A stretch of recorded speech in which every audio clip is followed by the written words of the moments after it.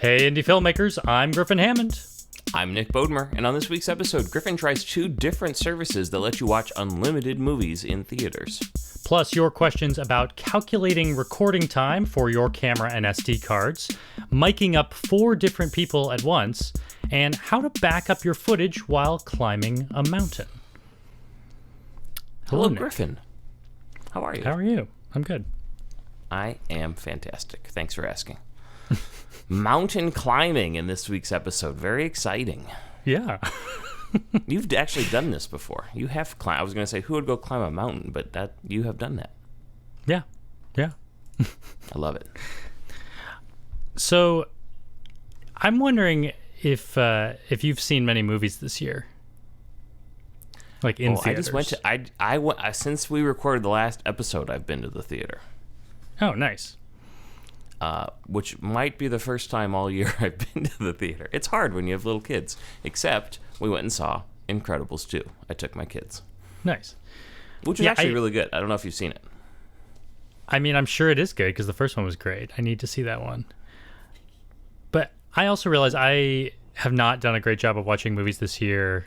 I think in theaters. I think the only movies I've seen in theaters this year were I saw Isle of Dogs, the Wes Anderson movie. I haven't even heard of that movie. And then I saw Solo.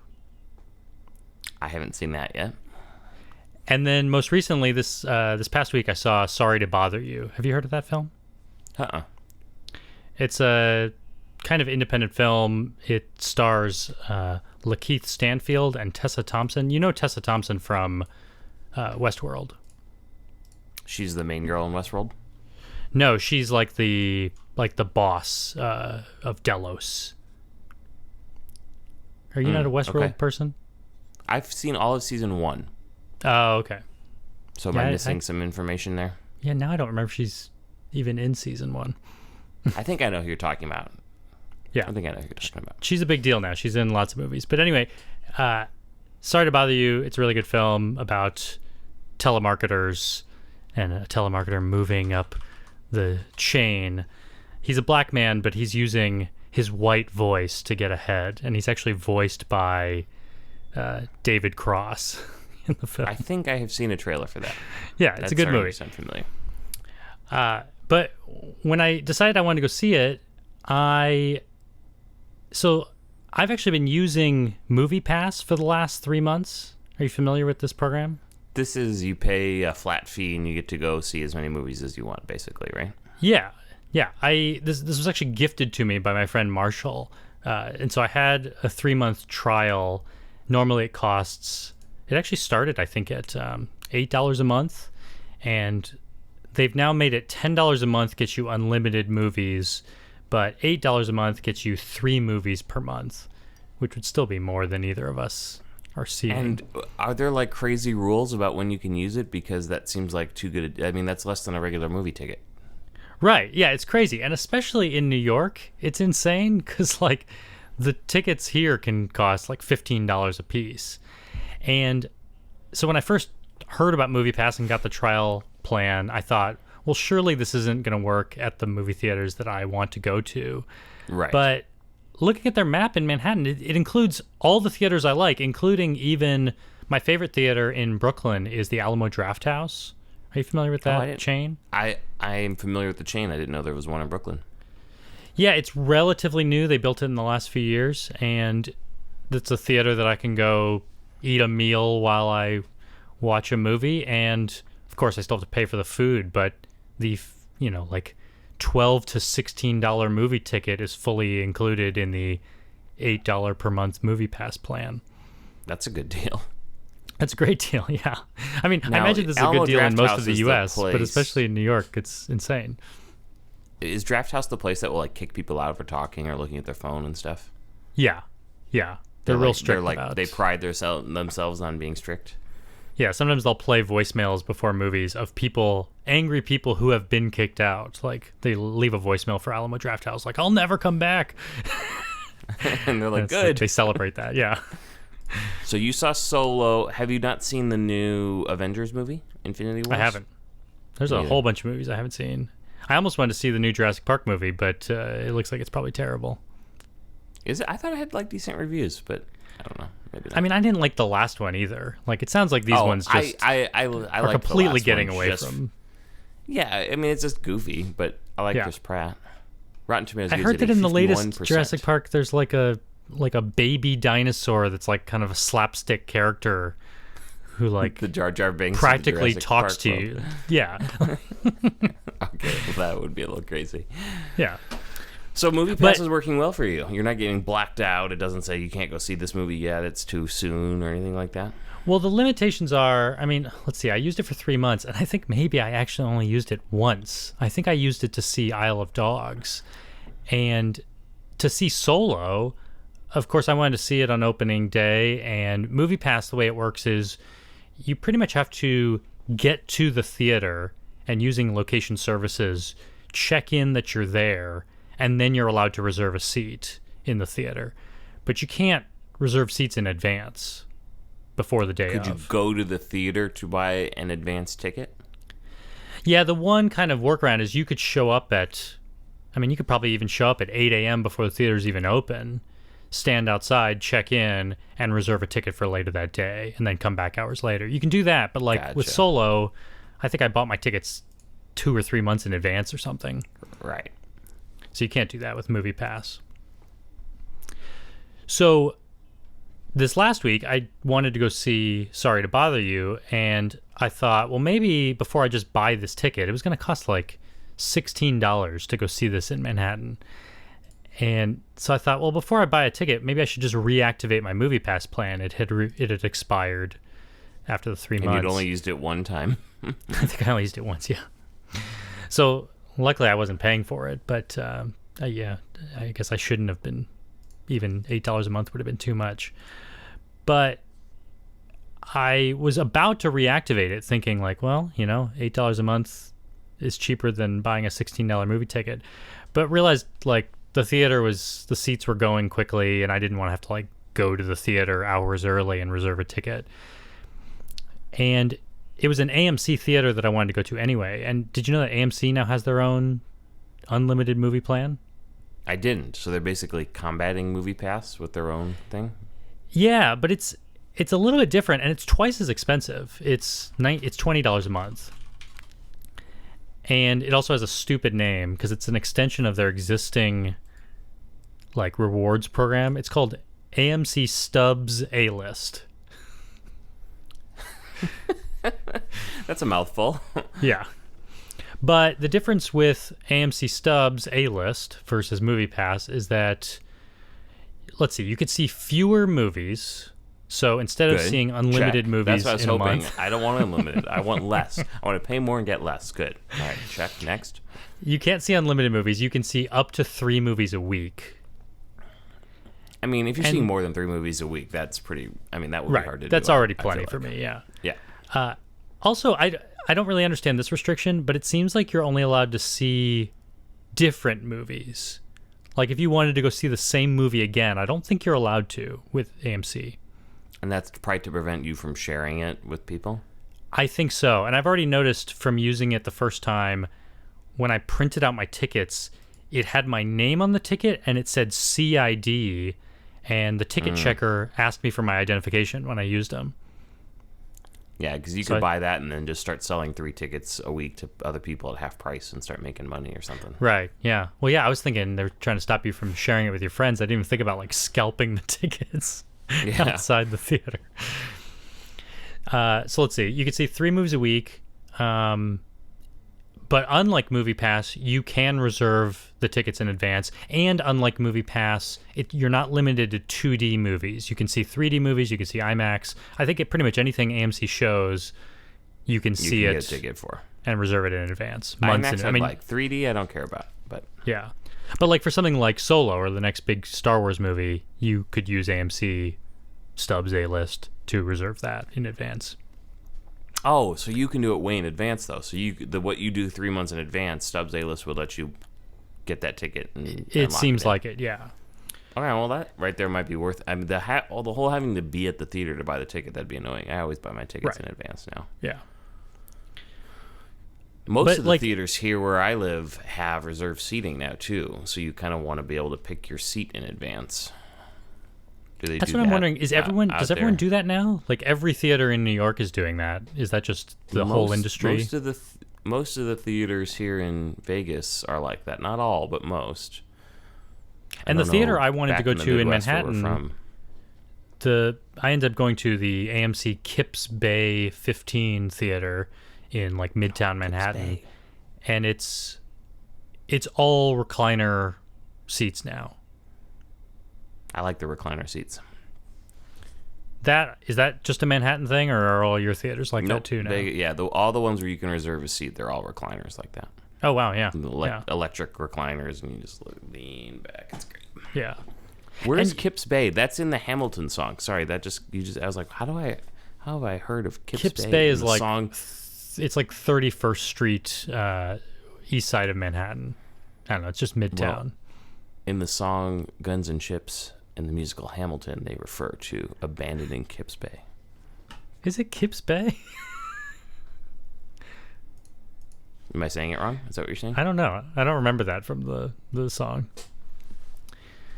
Anyway, another thing they have at this movie theater that I thought was pretty interesting, and I don't know if all movie theaters are doing this now, they also just had it looked like maybe 10 different Oculus stations. Okay. Like in the lobby, instead of like an arcade, they just have a bunch of, you can show up and probably play some cool games in VR. Is it Oculus Rift or is it Oculus Go? I might actually be assuming it's Oculus. I don't even know what headset it is, but it's some sort of VR set. This is key information, Griffin. You've really failed me. Well, you'll just have to look it up yourself. Find out if you want to come all the way to Manhattan, Kips Bay, just to go do some VR. And I apologize. It's the song Right Hand Man from Hamilton, not Guns and Chips. And they do reference Kips Bay. Boom goes the cannon. We're abandoning Kips Bay. Oh, wow. I didn't remember that. In the early morning, September 15, 1776, British warships took positions on Kips Bay, New York, to provide protection for a flotilla of boats that brought 4,000 British soldiers to Manhattan. American forces put up very little resistance before retreating.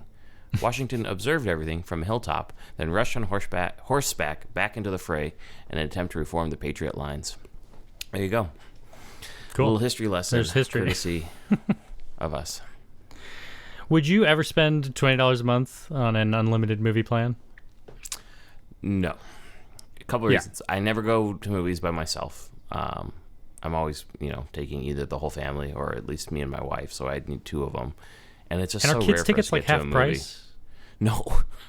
I went to a matinee of Incredibles 2, which has been out for a while now, and my ticket was like $11, and the kids were like $9.50. Oh, wow.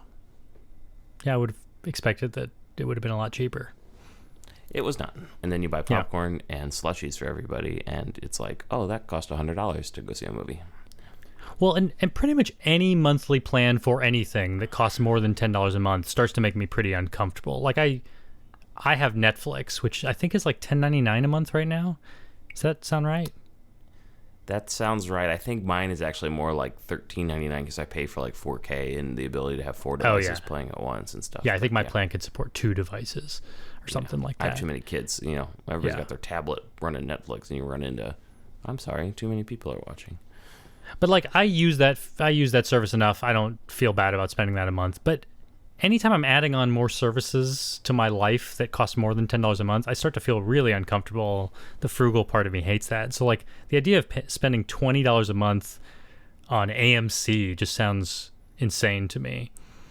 I think if you were already spending more than $20 a month going to movies, like you went to the movies really like once a week, you always go to the movies, it makes sense, right? Yeah. And that was my calculus. If you're going to buy it and think, now I'll go to the movies more, that's probably where it's not worth it. This movie that I wanted to go to, it was going to cost $16.99 each ticket to sit in the theater and watch Sorry to Bother You in these nice recliner seats. And I would have had to pay a $1.50 convenience fee to reserve the ticket online on AMC's website. If I get the $20 AMC Stubs A-list plan, I don't pay convenience fees and I get the movie. So for $1.50 more than the cost of the ticket, I got a whole month of unlimited, or 3 movies a week. So I just thought, as long as I see another movie in the next month, then it will have been worth it. Yeah. And you get upgraded popcorn and drink. So I went in there and I bought I paid for a normal size drink and a normal size popcorn, and then they upgraded me to a large popcorn, which was like that insane tub of the huge popcorn. bucket. That's what I get for my whole family to pass around. Yeah. Amy and I shared that, and we ate like a third of the tub of popcorn. So well, good. So you like it, is what you're saying. Are you going to keep paying for it? I don't know. I'm locked in to, man, I really splurged here because I got 2 different AMC Stubs A-list plans. So right now I'm paying $40 so you did this for a month. you and Amy. Okay. Yeah. And the terms, I believe, are a 3-month commitment. I was just going to ask, can you just wait till there's a bunch of movies you want to see at the theater and get it and then use it for a month and then turn it off? So I guess I just locked in for $120 worth of AMC movies. Well, I mean, I like that they're trying stuff like this, because is this true that theaters are kind of struggling a little bit right now? Am I making that up, or is that a real... I mean, yeah, they must be, and clearly they're trying to differentiate. Movies have always been fighting, theaters have been fighting television ever since the 50s to differentiate. They went to widescreen because TV was offering the same aspect ratio, and so and then now TV is 16:9, and so movies have to go even wider. They're anamorphic, and now you can see all the movies at home, so they have to put recliner seats that maybe you don't have, and VR headsets and all this stuff. I mean, that's my home theater experience is so good now. It's like, why would I pay all that money to go to a movie theater? I don't even understand. I can watch pretty great movies when the kids go to bed just in the comfort of my own home. So right. Well, yeah, now I need to come up with enough movies that are worth seeing. I might, now that I can see unlimited movies, I probably should go see Incredibles 2. I want to see Deadpool 2. Maybe I'd go see Avengers. For some reason, I'm just not interested in Avengers, but it sounds like it's actually a really good... I've heard it's good. Marvel movie. I movie. haven't seen it yet, but... Griffin, if you add up all of these subscription costs that you're paying, you might be able to, I don't know, upgrade your television from a 32-inch up to, a reasonable size where you could watch movies at home. I don't know, just an idea. I already have a projector at home. System. That's true, you do. No screen, no surround sound, but... And I kind of want to, I kind of felt good about supporting a movie like Sorry to Bother You. Oh yeah, it's an independent film that they need to have a strong couple opening weekends. I want to see those kinds of... It's a very weird movie. It's really out there. I want to see those kinds of movies stretch the industry. I really want to see a movie called 8th Grade, which is Bo Burnham. I saw comedian. the trailer for that. Yeah, it's that like his directorial really debut. Yeah, so I think didn't know anything about debuted Bo at Burnham. South by maybe, or Sundance. Sundance, I think. I happened onto this on Reddit. There was somebody, just one of those random things you see. It was like, can you believe this was 10 years ago? And it was Bo Burnham's first YouTube video, and it was just this kid, with an inappropriate, song and rap that he did himself. And I watched, and I was like, oh, that kid's pretty good. And then I read the comments, like, oh, this is he's famous now from this. And so then I read about his movie, and then I watched his movie trailer, and I was like, wow, this guy's doing some cool stuff. Yeah. Yeah, it looks like a good movie. Hey, I've got some follow-up for us on the MacBook Pro talk we had last week. Yeah. As you'll remember, I was very excited that they had increased the core count. So on the 13-inch, it went from a dual-core to a quad-core. And on the 15-inch, they went from quad-core to 6-core. And you can get all the way up to an i9 6-core processor. Yeah.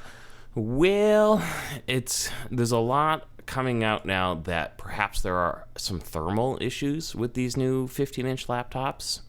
And some people are even finding with Premiere Pro tests that the new i9 6-core processor actually renders slower than last year's quad-core processor because it gets too hot and has to thermal control itself down. Oh, wow. Yeah. So like in theory, in principle, these processors are faster, more powerful, but in practice, they're not dissipating heat well enough. Exactly. So I have a feeling, I mean, there's a lot of outrage going on right now and a lot of people doing different tests. I would say nothing is conclusive yet. And I try not to, sometimes you see these knee-jerk reactions from individual people doing their own tests that are not very scientifically accurate, and I haven't seen any conclusive testing by people I trust yet, but there's definitely enough of a question mark that I would say don't go out and buy one of these high-end 15 inches until we figure out what's going on here. It does seem like there could be some thermal issues with these laptops. Fortunately, the one I like, the new 13-inch that went from dual-core to quad-core, that seems to be working great. So if that's sounded great to you, I think you can go ahead. But if you were looking at any of these high-end 15-inch configurations, probably worth it to just wait and see what comes out. Although if you live in like Alaska or something and do all your editing outdoors, well, it's funny. The guy who first tested this basically proved it by saying, like, look, here's what he did, a render job, and it took X number of minutes, and then he put the laptop in the freezer and ran the render job again, and it was like way faster.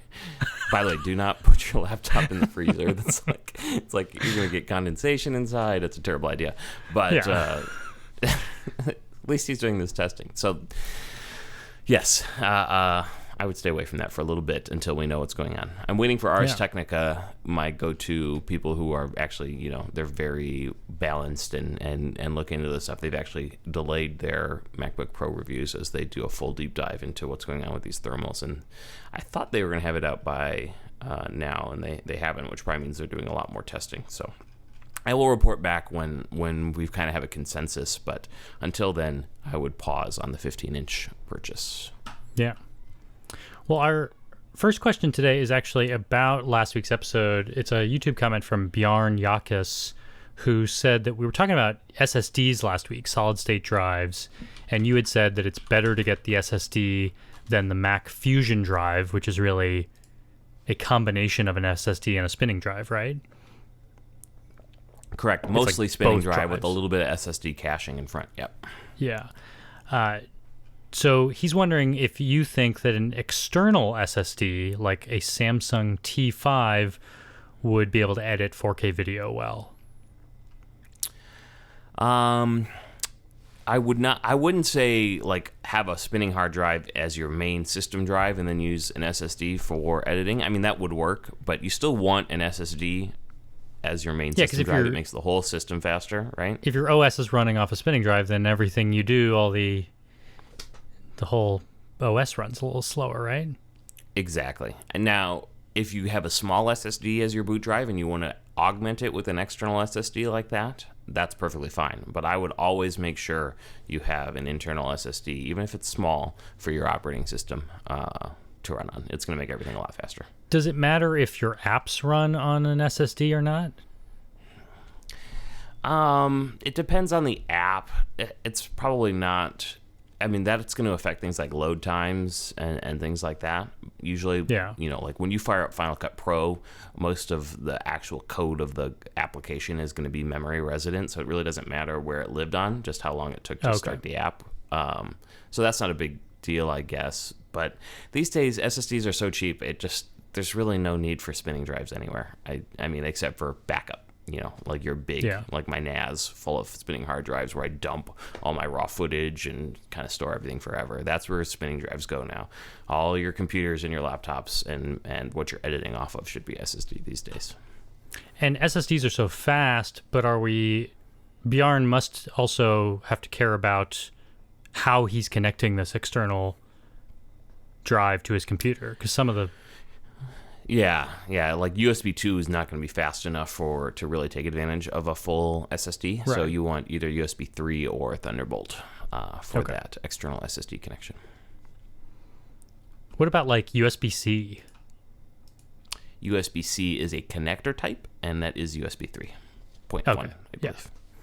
I figured it was the latest and fastest. like on the MacBook Pros that have all USB-C ports, those are USB 3.1 ports, and on the MacBook Pros they're also Thunderbolt ports. So it, like you can almost like it can be a Thunderbolt connection with a USB-C connector, or it can be a USB 3.1 connection with the USB-C connector.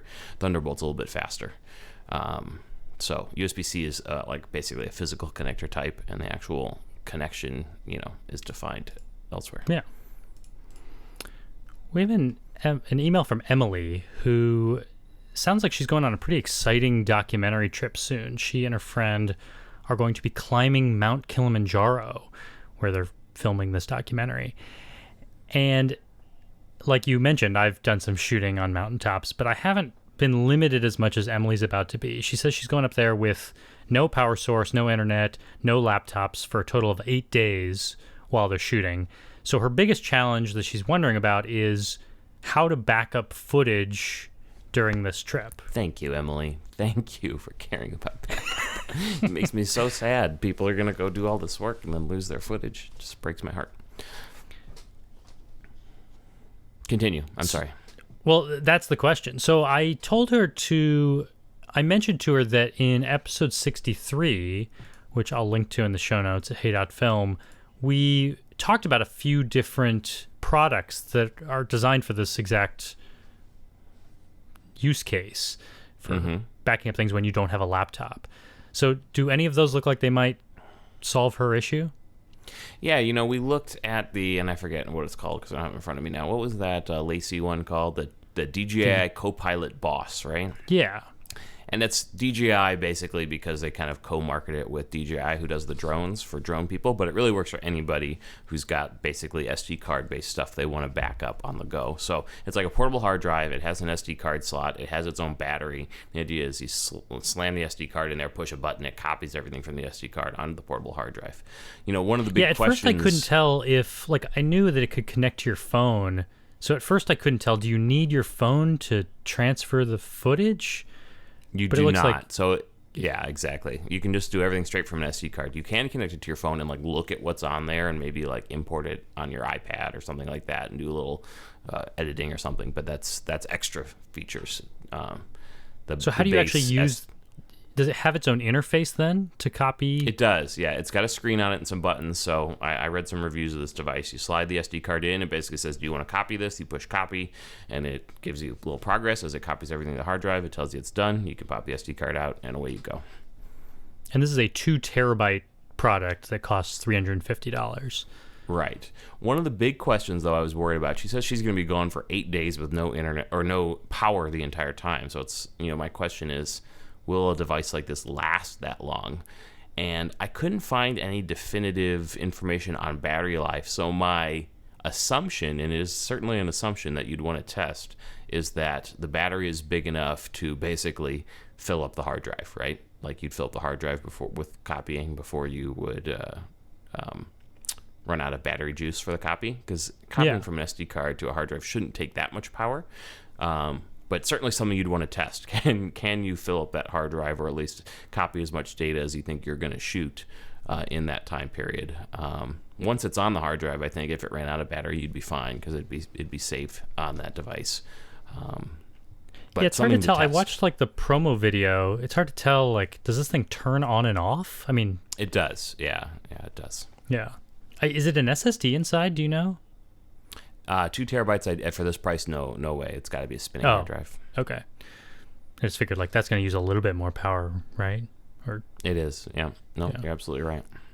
So it looks like it can be charged. It can also be charged through USB-C. So I mean, I imagine they're going to have to be bringing power of some sort. I was looking for that. I didn't see that you could charge it through USB-C. You found that that's the case? I mean, I saw it had USB-C for connectivity, but it looked like it had a regular AC adapter for charging. So I know I was reading some Q&A on the B&H website, and people answered that, yes, you can charge it through USB-C. Oh, that's great. Then what you could do is bring one of those big battery bricks, right.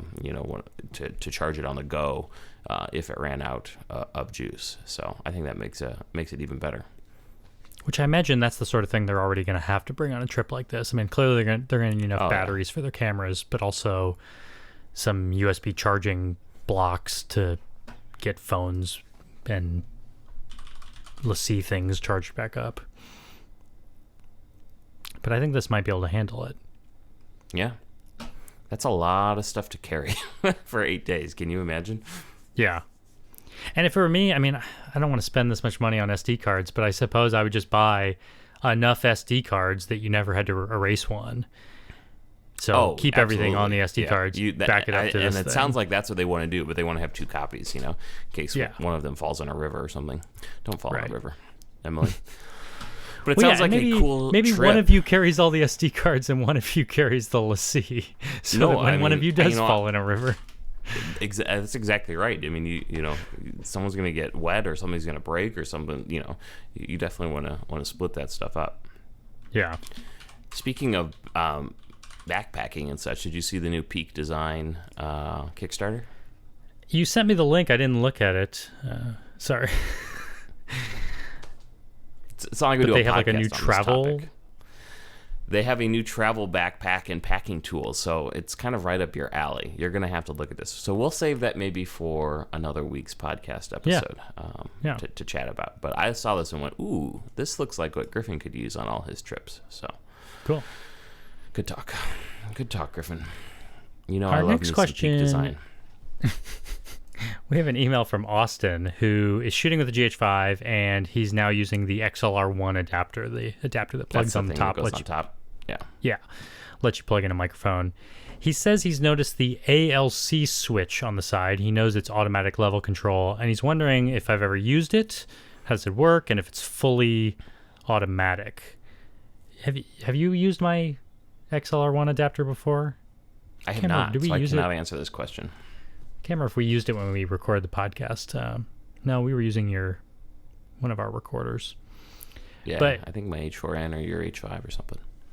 I have used the XLR1 adapter on a few different shoots, and I don't think I've used the ALC switch for most of my shooting. I might have flipped it on once or twice, but it is the automatic level control, so you can just ignore the volume dials.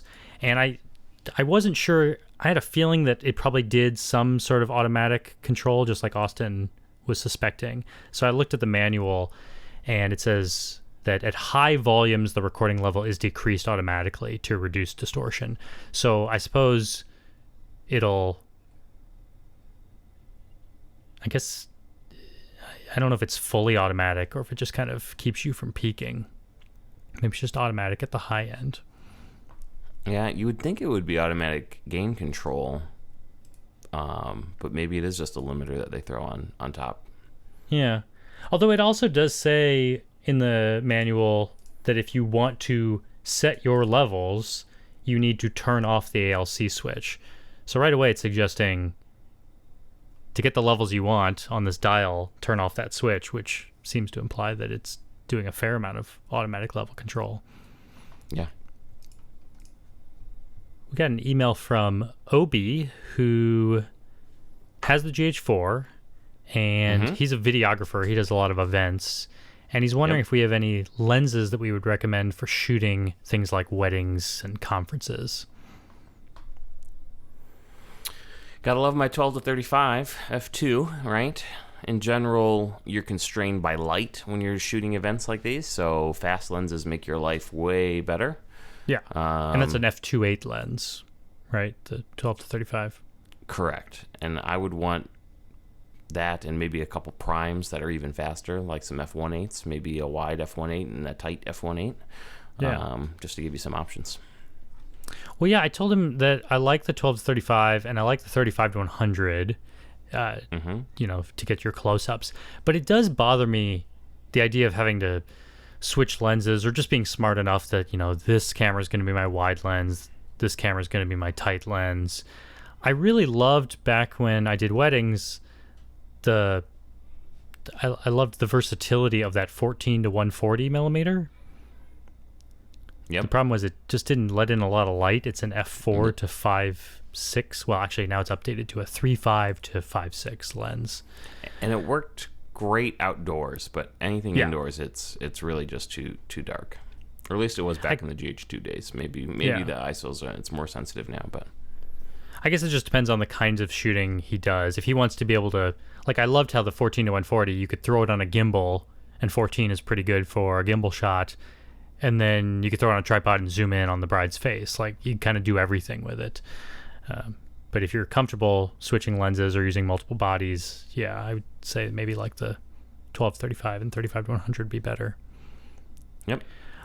Although I also noticed, I don't know if he has $1,700 to spend, but I noticed that Panasonic has a new 50 millimeter to 200 millimeter coming out, and it's an f2.8-4 lens. So it starts with the same light performance as those other two lenses. When you zoom into 200 millimeters, you're going to lose half the light coming in at f4. But that just sounds like a focal length that, depending on how big these events are you're doing, that might be a focal length you really like for grabbing close-up shots. Yeah, I'm always curious how quickly the f range falls off. Like, I wonder what it is at 100 millimeters, if it's closer to 3 or closer to 4, right? Right, yeah. We've got an email from Blake who says he has a follow-up to a previous question regarding SD cards on the GH5. I want to record a wedding at 150 megabits per second in 4K vlog, and I'm wondering if the SanDisk 95 megabits per second is what's written. Cards will be fast enough to accomplish this. The cards above those jump in price by a lot, and I can't afford them. Also, what is the math to figure out recording time to gigabytes in those settings? So you said he wrote it as megabits. When it's lowercase, is it megabits, lowercase MB? Correct. Oh, okay. And then uppercase MB refers to megabytes. Right. And I'm guessing that SanDisk is a 95 megabyte a second card, not megabit, because that would be very slow. Right. Yeah, that's where this language gets confusing, because we talk about 150 megabit recording inside the GH5, but then the SD card will write 95 on the physical. I mean, when I say write, I mean they physically label the card 95, but they're actually talking about megabytes. And yeah, I just pulled up the actual product. It is capital M, capital B, so that's megabytes per second. And there are 8 megabits or 8 bits in a byte, so there are 8 megabits in a megabyte. So that helps you do the math. But it's, as we've mentioned before, it's not that number that they put on the card that's necessarily important, because that is the maximum theoretical max read speed. Well, and it's always the read speed I think SanDisk puts on their cards. It's like how fast you can get the footage off the card, which is not really what we care about. We care about how fast can we put the footage on the card. So you want to look at the minimum write speed that the card can maintain. And I think for this camera, for this card, it's 30 megabytes per second. That is correct, yes. UHS 1 and features a speed class rating of V30, which guarantees a minimum write speed of 30 megabytes per second. Yeah, and so if we multiply that by 8 to get bits, we know that the camera, at its minimum, can write a sustained 240 megabits per second onto the card, which should handle our 150 megabit recording on the GH5 just fine. If you were to switch into the 400 megabit, it's not good enough. Yeah. Yep.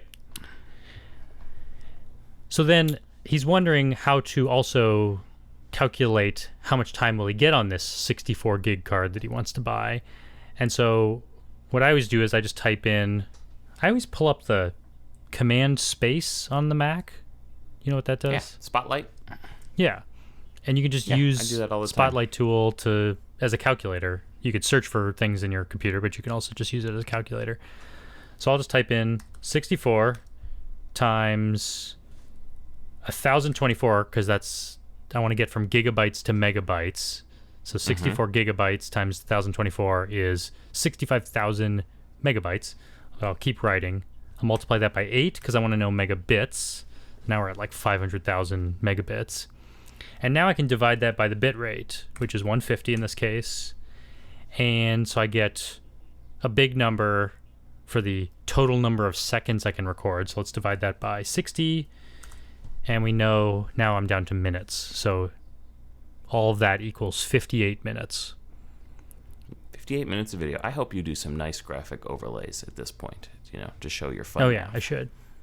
So yeah, we're taking a 64 gigabyte card, breaking it down into megabits, then dividing it by the number of megabits per second, and then figuring out the number of seconds and minutes we can get. So a 64 gig card at 150 megabits per second will record 58 minutes of video. Approximately. Because it is a variable bit rate, is it not? Yeah, I mean, I've found that sometimes it'll say I have 58 minutes of video or 44 or something like that. And if I'm just recording like a really boring event or an interview where there's not a lot of movement going on in the background, then maybe the camera will stretch and I'll actually get like over an hour or something. I mean, it doesn't stretch a lot, but it's definitely a variable bit rate. Basically, as the scene changes, it can reference previous frames to write the new frame, so it doesn't necessarily take as much data as it theoretically could to if things aren't changing that fast. Yeah, exactly. Which is good. We have an email from George who is interested in doing a new documentary in his local town. He wants to focus the film on this local business. It's a large business. They have an international reputation. And he's wondering how to go about approaching them because he has to get permission to film on location at the business, talk to the CEO, all of that, talk to the employees. Do you think that they would even say yes to that kind of thing? Well, you kind of know a little bit about this, don't you? Yeah. Well, yeah, Hoi Fung Foods originally said no when I asked them. So, and I think we've talked about this before, kind of how did you get Hoi Fung Foods to say yes to being involved in your project? One, I mean, you didn't necessarily have to have them involved, though I think it made it a much better documentary to be able to talk to them, right?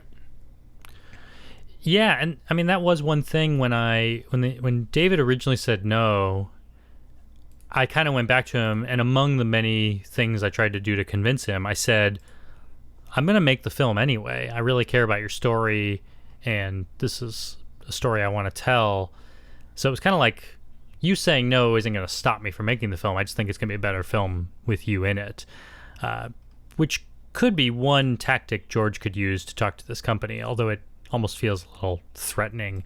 I think it's going to depend on the culture. Like, Hoi Fung Foods is an interesting company because it's probably under 25 employees, even though they make a lot of product.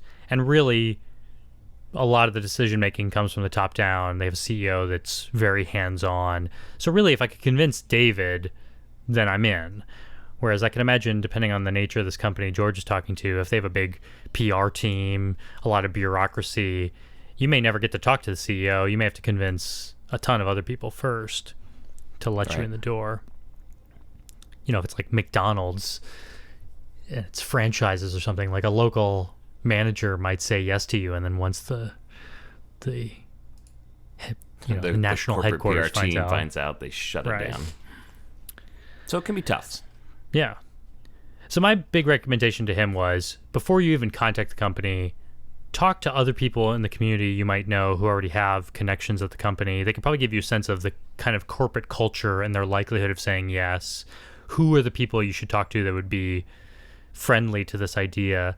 And then once you identify the right person to talk to, maybe it is their PR team. Maybe it's a company that recognizes that all PR is good PR, and as long as you can convince them that you're good at what you do, you're going to make them look good, and that they would benefit from doing this, and it's not going to be that difficult for them to let you in because you're just a small team.